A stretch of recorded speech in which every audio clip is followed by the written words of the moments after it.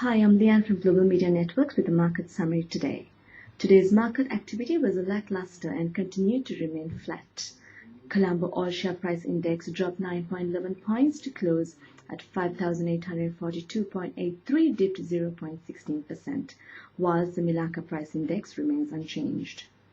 The total turnover of the day was 375 million, and the total volume traded was 13 million shares.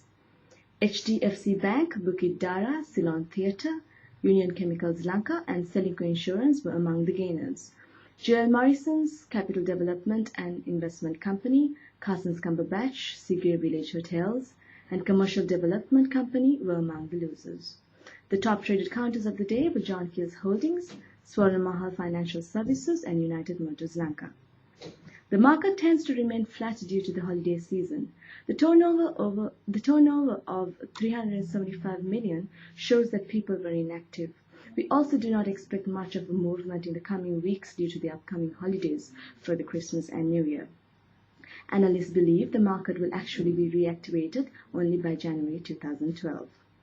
Tourist arrival hit a record high in mid-December this year, reaching over 800,000 visitors, whilst the monthly totals climbing on a year-on-year basis since 25-year civil war ended in May 2009. The arrivals in the first 11 months of 2011 jumped 33.1% to 758,458 from a year earlier, higher than Sri Lanka's records annual tourist arrivals of 654,476 in 2010. Sri Lanka had forecast 20% growth in visitors' arrivals this year and expects this year's arrivals to be as high as 830,000.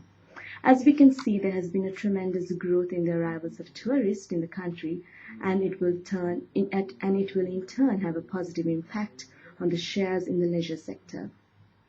According to analysts, the market is going through a correction now, which is natural.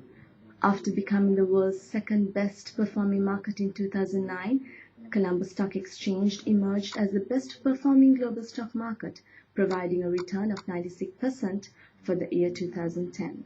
And it is quite natural for stock markets to have significant ups and downs because markets are driven by human behavior.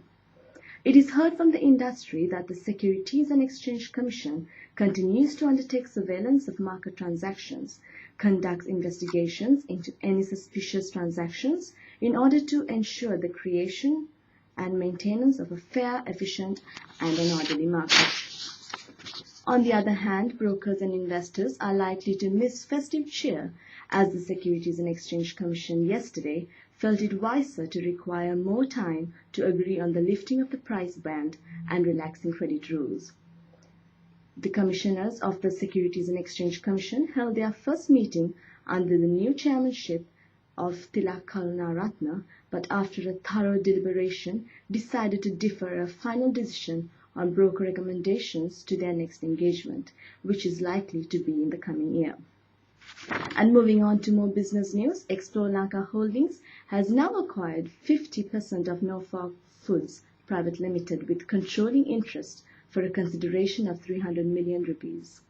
A release to Colombo Stock Exchange said that the debentures of Hatton National Bank will be listed on the 23rd of December on the Debt Securities main board of the Colombo Stock Exchange.